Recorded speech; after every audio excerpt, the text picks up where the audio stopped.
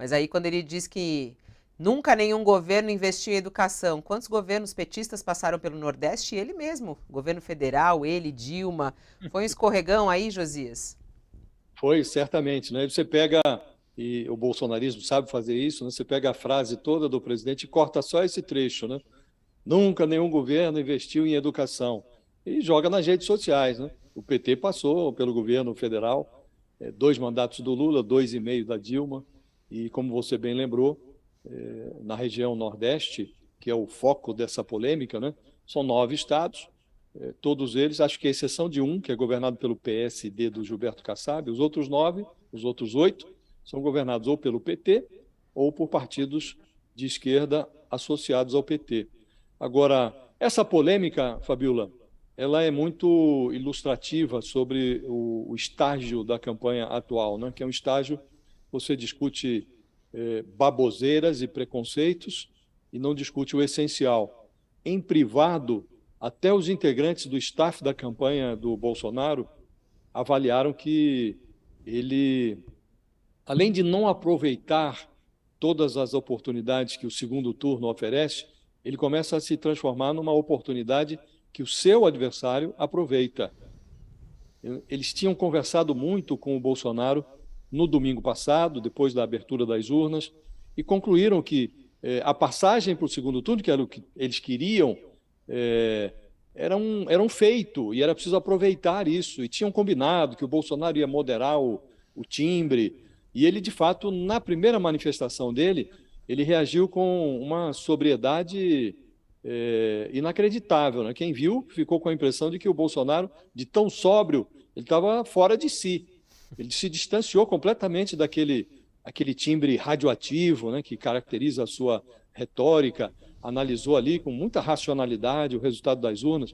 Teve um momento em que ele chegou a dizer que o voto pela mudança mostrou que algumas pessoas sentiram o efeito do aumento do preço dos produtos, como quem diz, como quem admite que a cesta básica ainda estava muito alta, mas os preços da cesta básica, né, estavam muito altos, mas que haveria agora, então, o segundo turno para que ele pudesse demonstrar mais claramente o que o governo dele estava fazendo.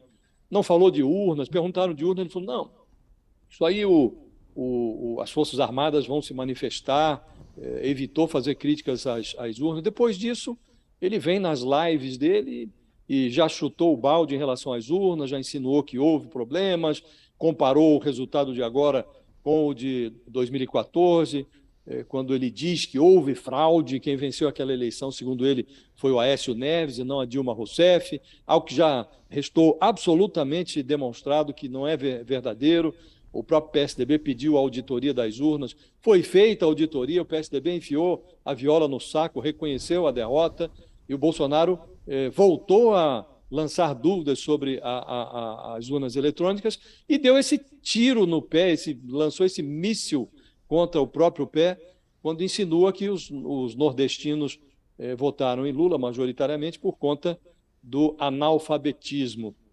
Então, isso é de uma tolice, se você observa o que o brasileiro consome vindo do Nordeste em termos de cultura, de música, de literatura, tudo. E o mais grave é que, quando você fala contra nordestino, você não está falando apenas para aquela população que está ali na região Nordeste. Há nordestinos em toda parte, no Rio de Janeiro, em São Paulo, há uma grande colônia nordestina em São Paulo. Então, o tiro foi realmente um tiro expressivo. E o próprio comitê, que aliás o comitê do Bolsonaro está apinhado de nordestinos, cheio de nordestinos.